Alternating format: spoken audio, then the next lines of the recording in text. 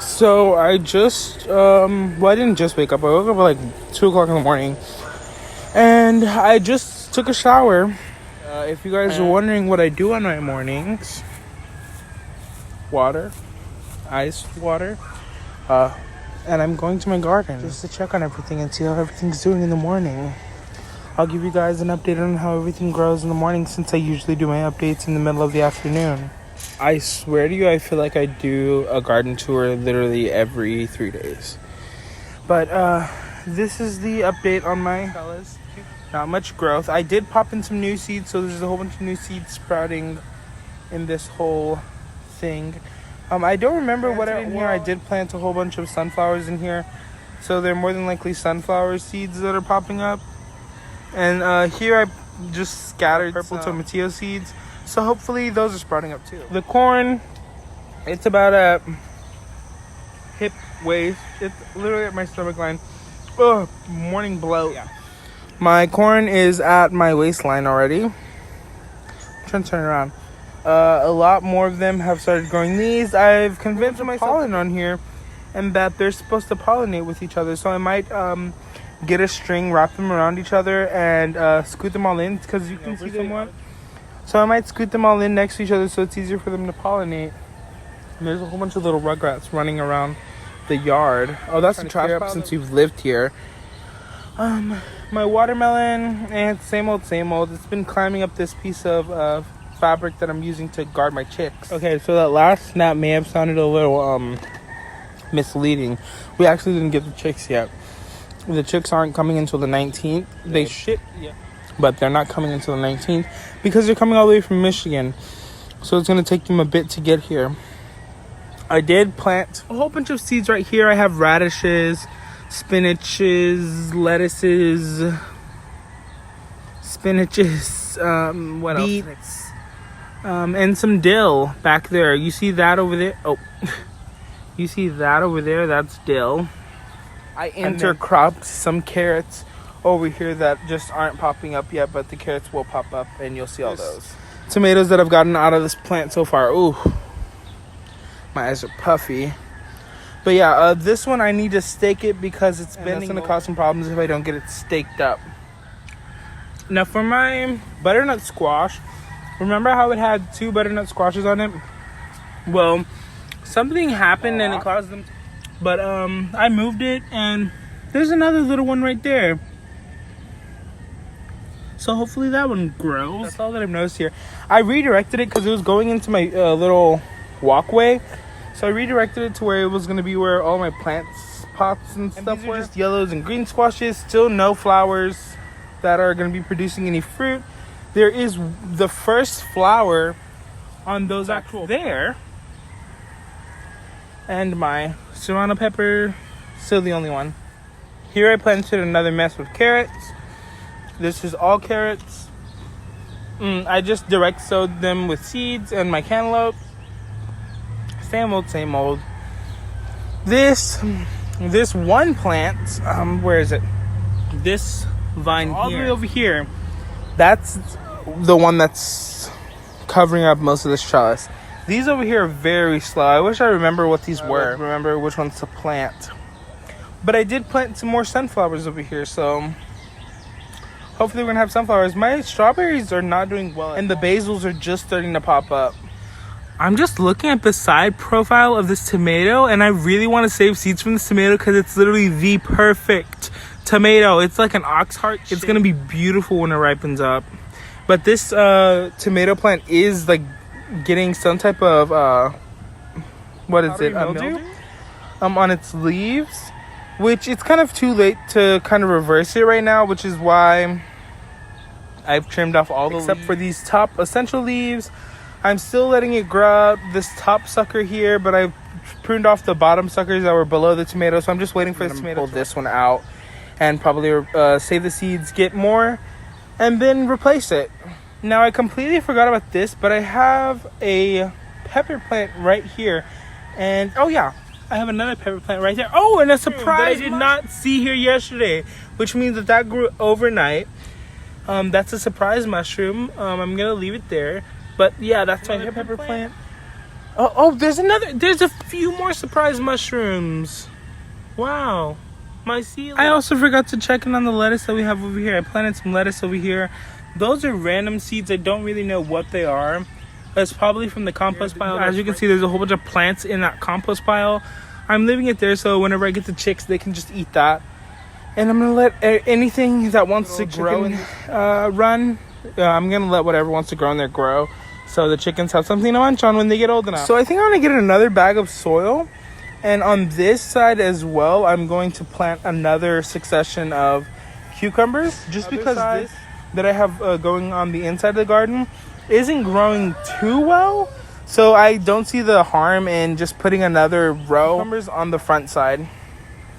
Now my pineapple, it's really hard to mess this up. Literally all I have to do is water it and it's fine. It's Gucci, I guess. My mint, it's definitely looked better. It was very much happier in the house. I imagine it'll bounce back pretty quick. Mint is really hard to kill, and if you do kill it, it'll just come back because of the roots. I'll show you guys an example. So we have a leaky faucet a leaky hose for our water hose. And I planted mint here a while back. And while my brother was weed eating, he completely cut the mint down to the roots. So there was nothing here, no foliage or anything. And this just started growing up. Hard to kill mint. I mean, it's hard to kill mint. And for the lemon tree, nothing really new. It's still small. The dogs have it. They've just been plucking off a few of the bottom leaves. But they've started biting at the bits where the spines are. So they've been getting poked now. So it should be fine. So you guys, I just figured out how I got mushrooms in my garden. I was thinking about how they could have gotten there. And I realized that mushrooms need heat, condensation, moisture, and ground to grow. And first time that I had watered my plants after the sun was already out. So they had the darkness. They had kind of hot. They had the moisture because I had just watered the ground. And they had the condensation because the sun wasn't causing enough water fast enough for the water to get rid of itself. So it was condensing. So it had the perfect environment for mushrooms. Hey you guys, so I just got 2 bags of soil. And as you can see, I've already started to dig my hands into the bag.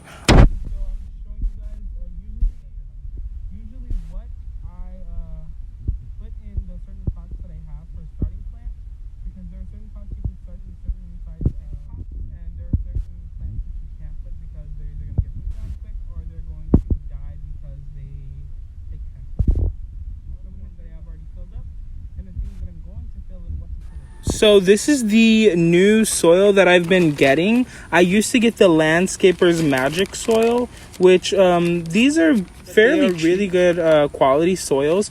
They're made with compost mostly.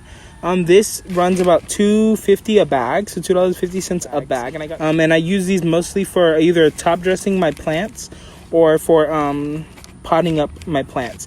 Now these aren't very nutritious, so they're not going to be something that you can just plant and forget about. You will need to add amendments to the soil, like some fertilizers, which at the end I'll show you fertilizing some ground before I fill it in with the other bag of potting soil. Now here is one of these single cell pots. These are pots that are about 3 inches deep. And they're pretty wide. I would recommend you putting in cucumbers or as I was saying, you could put cucumbers or something small like a beginning of a cantaloupe. If you're wanting to start a cantaloupe in here, that would be perfectly fine. Honeydews in here, that would again be perfectly fine. You just don't want to have anything really big like a squash starting in here, or anything like corn, or anything that you're going to want to have in a pot for a while. If you don't have a place for it in the ground that you can have in the next 2 weeks, you don't want to put them in these pots. Cucumbers can stay in here for about 2 to 4 weeks. I wouldn't let them go past a month, because by the 4 weeks, you'll see that they are already growing roots out of the bottom. This is a 8-cell plant pot. I filled this up with the dirt. And in here, spinaches, chard, or vegetables that aren't going to become root bound within 2 weeks. You definitely don't want to have your radishes or your turnips in here for too long. If you're going to start turnips in, I would recommend starting them in the single cell pots because it gives them more of a time to stay in there. And here I would highly recommend like lettuces or for things that have shallow root systems. So next I have these pots. These pots here would be better suited for flowers or if you're wanting to do tomato I would recommend these for tomato plants more because they have a wider root ball. So if they're going to get root bound, it's going to take a lot longer of a time and be able to use this for about a month before you have to transplant your plants. Now these are my medium green pots. I would recommend using these for things like squashes if you're going to be planting like yellow squash or green squash. I have a watermelon in one of these and that can stay in there for about a month because the roots they do grow quickly but they don't get roots. So you can have these in there for about a month and then you want to transplant them into the ground. All of these you don't want to have them in the ground for longer than a month. It's big enough for it to have its roots and not get root bound in. Now this is a recycled yogurt container that I drilled holes in the bottom. This is the exact same as the green pot. I would still recommend you putting a cantaloupe in here, and that was whenever I didn't realize that the cantaloupes are very small and viney. But you can definitely have a cantaloupe in here if you want. If you don't have a room for it in the ground yet, you can put cantaloupe in here and just let it sit until you see that too many of the roots are coming out of the bottom. Okay, now these pots are good for tomatoes, peppers, all the things that are going to be having shallow root a short period of time. So I would say maybe 2 to 3 weeks you want to have your tomatoes and your peppers and your shallow root vegetables in here. In a lot of these, and the corns did pretty well. Now thinking it, I would probably just directly put my corn because they do suffer some root shock if you do transplant them.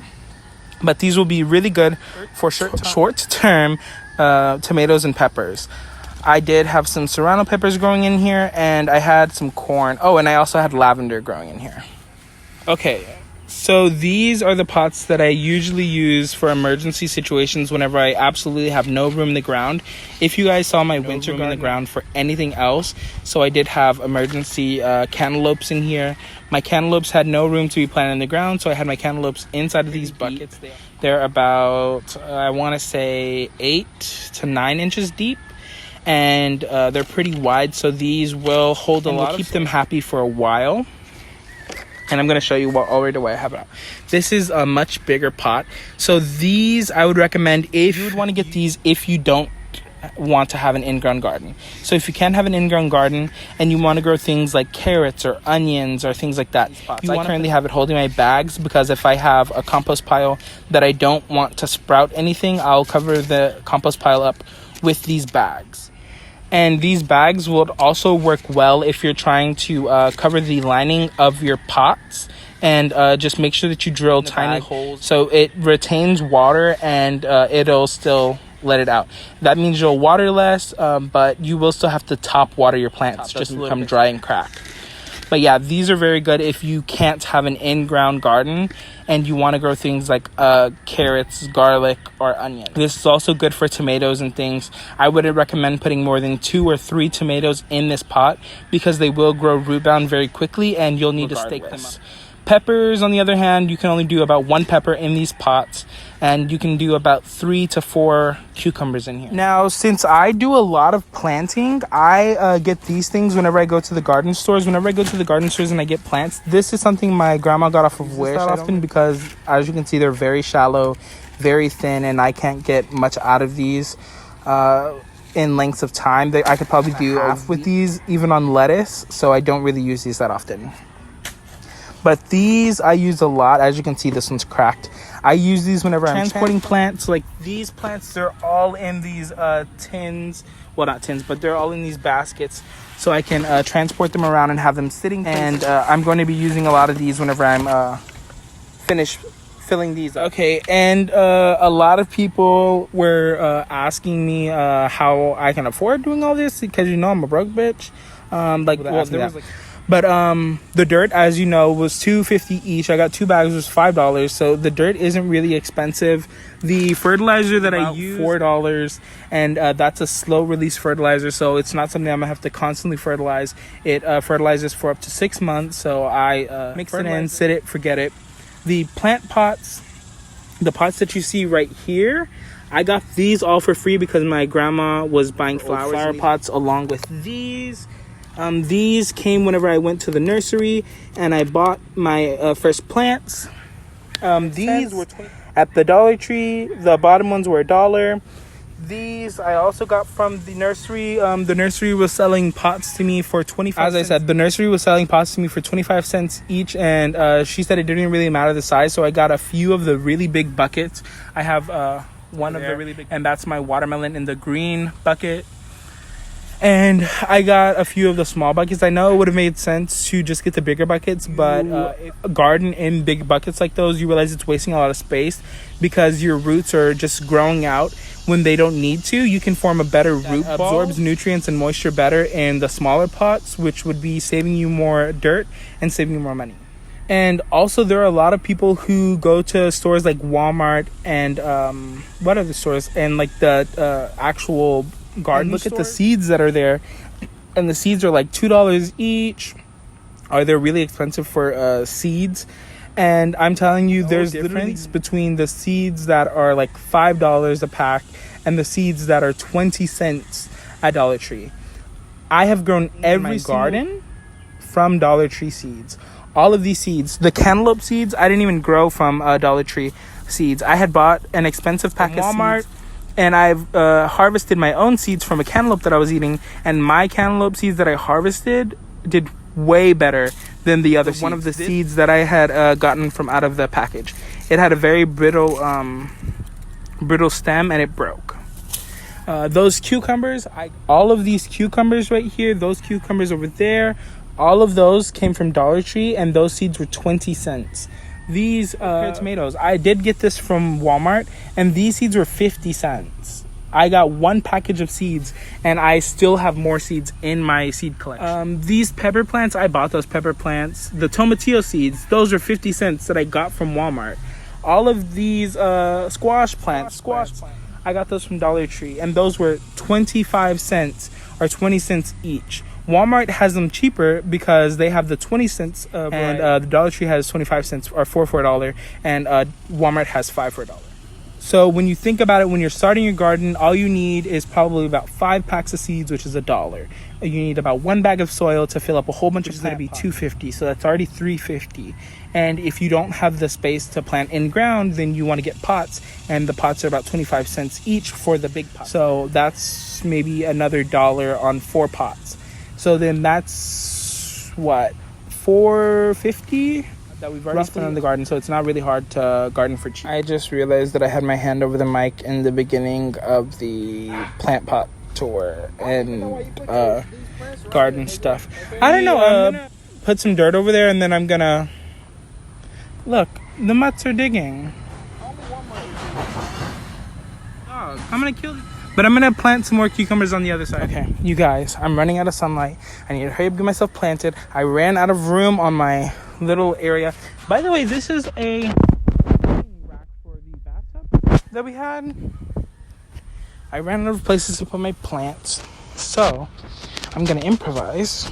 And I'm going to use this that I used as a planter pot a long time ago.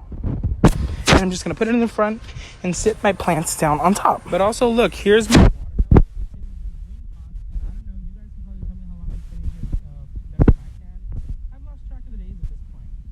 But there's no roots coming out of the bottom, so it's clearly still safe to go. I was about to say, did I see a root? No. But yeah, there's no roots. So we should. And it already has 3 leaves on, so whenever it gets a lot of leaves, I'm gonna add it to the trellis. Here's another good hack. I can't tell you what that is at the bottom. I really don't know. But you see these little trays? So these usually come at the bottom of the big trays that they sell you really easy. That's a beetle. But these are the big trays that come with really small pockets that they sell you at the store. And I bought one. It broke really easy, but I did keep this bottom tray because this is really good for having plants, because when it rains, it retains a lot of water, and that way it's already getting automatically watered.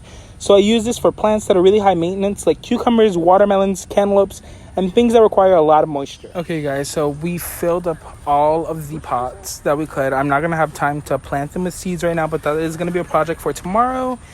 As well. So this may look like a just rusted old basket, but tomorrow I'm going to be planting potatoes in that wilting. So that basket would be really good for potatoes because it's deep, it's wide, and I can mound up a whole bunch of soil in it, and hopefully it'll give me a whole bunch of good potatoes. And I'm in there, and I'm also going to plant some in that 5-gallon bucket right there. This is a whole bunch of dirt and scrap wood that we're going to use to build a fence. Right here is open, and the dogs come in through here. But yeah, so we're going to build a fence out of that. We're going to probably make a potato bucket out of that and a potato bucket out of this. Okay, so official count, I planted, well, I'm going to say 43 because it's technically like 43 individual cells. Not individual cells, but individual packs. But if we were counting this, it would be way more than 43. It's 43 if I'm including these each as one. But yeah, that's a lot of plants. So this is going to be way more than 43. 45, 46, 47, 48, 49, 50, 51, 52. Yeah, it's going to be about 70 something. 75 plus pots that I filled with soil. This is the only one that had soil in it. So that bag, it still has soil in it, and it filled up 70 pots with dirt. I just saw that I had more pots hiding from...